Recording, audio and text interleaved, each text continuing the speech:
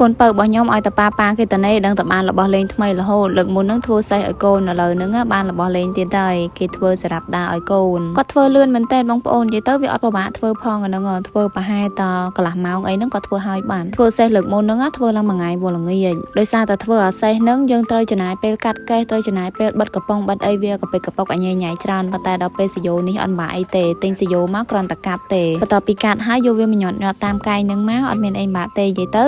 មើលទៅពេលថាគេថាស្រួលដែរប៉ុន្តែពេលគាត់អ្នកធ្វើគាត់វាស់វែងអីត្រឹមត្រូវរបស់គាត់ហើយយើងមើលទៅវាងាយទេហើយបើនិយាយពីជំនួយការនេះវិញអត់គិតលុយឲ្យក៏ជួយដែរ free ហ្មងយើងចាប់នេះយើងចាប់នោះតាមយើងរហូតនិយាយរំទៅឲ្យរវល់លើដើមមិនមែនថាជួយបានប្រយោជន៍អីទេពិបាកវល់លើដើមហ្នឹងប្តីខ្ញុំគាត់ជាមនុស្សអ្នកដែលឆ្លាតតែបងប្អូនគាត់លះចាប់បានអីមួយដែលគាត់ចង់ធ្វើអញ្ចឹងគាត់មើលគេតែបន្តិចគាត់ចាប់បានគាត់ចេះគាត់អាចធ្វើខ្លួនឯងបានហើយបើដូចខ្ញុំចង់បានរបស់របរអីអញ្ចឹងគ្រាន់តែមានគំរូឬរូបភាពឲ្យគាត់មើលទៅគាត់អាចធ្វើចេញហើយឲ្យតែមានរូបឲ្យគាត់មើលម៉ូដមិនគាត់អាចធ្វើបានទាំងអស់និយាយទៅធ្វើតែមួយផ្លេតដែរនឹងគ្រាន់ថាក៏បីកប៉ុកប៉ុណ្ណឹងអស់ឡើងជិត 20000 ដែរហ្នឹងបងប្អូនអើយពុទ្ធដោយសារតែយើងចំណាយលុយទិញសយោទិញអីយើងអត់មានសយោខ្លួនឯងទេសាមុនធ្វើសេះឲ្យកូននឹងអត់មានអស់លុយអីមួយរៀលទេកំប៉ុងទៅដោះគោកេះអីនឹងមានខ្លួនឯងស្រាប់ប៉ុន្តែសយោនេះយើងអត់មានខ្លួនឯងទេទិញគេទាំងអស់មានអីបងប្អូនដល់ពេលធ្វើហើយកូនខ្ញុំគេដើរដែរតើមើលប៉ុន្តែអត់ដឹងថាលេងបានមួយថ្ងៃដើរបានមួយថ្ងៃទេណាព្រោះដោយសារតែក្មេងលពឹសយ៉ាងនឹងបងប្អូនហើយដាក់ស្អីក៏មិននៅដែរលើឲ្យជិះតែក៏អត់ជិះនៅក្នុងទ្រុងក៏អត់នៅដែរតាំងពីចេះដើរមកដើររហូតហ្មងចាំមើលដើរនេះបានមួយថ្ងៃ